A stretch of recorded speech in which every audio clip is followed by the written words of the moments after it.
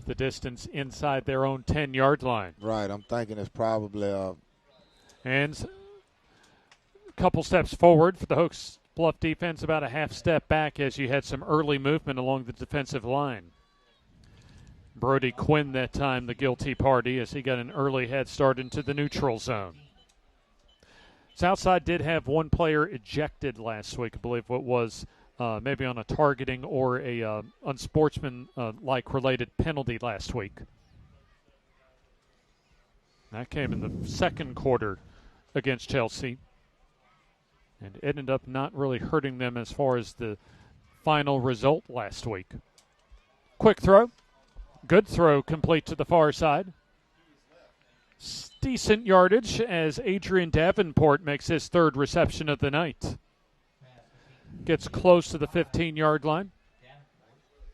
We haven't seen a lot of the arms so far for Christian Morris, Eddie, but you look at it as a sophomore, impressive arm. Still a lot of room to grow as a quarterback for him. Right, and he got rid of that one pretty quick, But this drive right here just basically so far been a disaster both ways, both teams getting penalties and, it's just it's not clean football right now. It's probably Here's Morris, loads up, throws, has a receiver, complete Deacon Garrett. He's in the open field, midfield.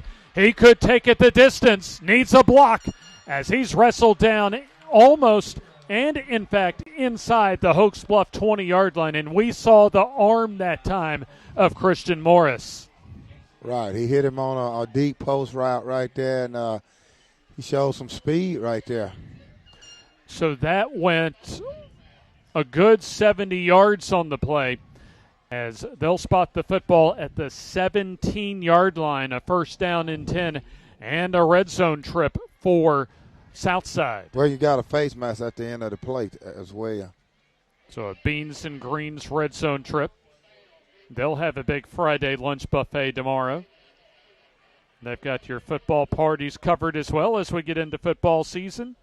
That's beans and greens here in Etowah County. First and goal as a penalty advances it to the 8-yard line. Right off the left side and getting close to and into the end zone. Another Southside touchdown, looks like for Miles Rickles. Or check that, Mason Gray this time gets into the scoring column from 8 yards out. So an 8-yard run for number 6 as Gray his first touchdown to make it a dominant 27-0 Southside lead. So Deacon Garrett's reception off of that 3rd and 10 pass from Christian Morris able to set up the first and goal run from 8 yards out. So we'll have the PAT upcoming. Mason Gray, his first touchdown of the season. And then what should, especially in a competitive region, having the experience and the consistency of Cooper Yancey as a senior, that could play big in some of the bigger and closer contests that Southside has this year. As he's been perfect so far on PATs, as it looks as if at that one, we've got an issue with the stadium scoreboard, and 2, the officials having a little powwow around the 3-yard line. The score is correct there, and there you go. Less than 4 minutes to go here in the opening half. First 2 games this week on the FNN High School Football Game of the Week. Always happy to have you all back as far as football season is concerned.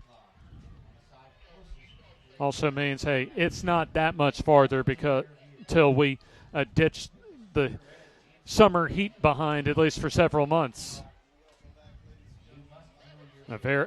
Typically, but nonetheless, a hot August that we've been experiencing for much of the month of August and really for much of the last month and change or so.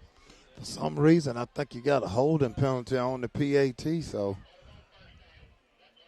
So a little confusion up here in the booth, confusion down on the field, confusion abounds right now as far as right now the points on the board thanks to Mason Gray, but we're making sure to at least confirm right now that indeed that is the case.